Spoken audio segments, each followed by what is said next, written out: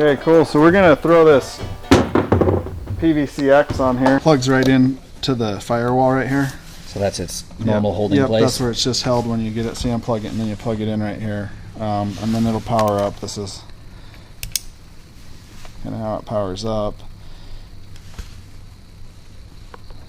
On the first time that you plug this in, we plugged this in to read the ECU, so we'd have a stock file. The first time it'll prompt you to do that, and then you can lock it to this vehicle. Once this is paired with a vehicle, it can't be used on another vehicle again, but it's pretty useful on this. So it comes up with some gauge options. There's a couple different gauge options you can click through. None of these gauges work except for RPM until we download a tune file to it. So what we did was I went ahead and pulled the stock file off and I turned it into a tune file with no changes.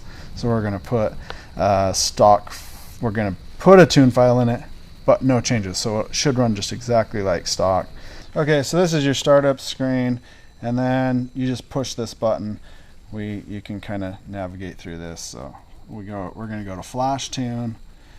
We have the stock file. This .stk file is actually a stock file. Any tune files we put are actually going to make changes to that file. This is what we read off of the ECU. This one I've named stock. It's a DYNOJET tuning file.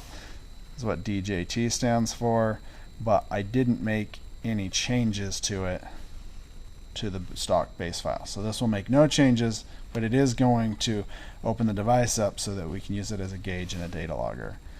Just click like that. It's going to ask you, just kind of make sure that you're okay with doing this, and then it starts to go. It does take some time. It takes about 15 minutes or so to actually finish the download.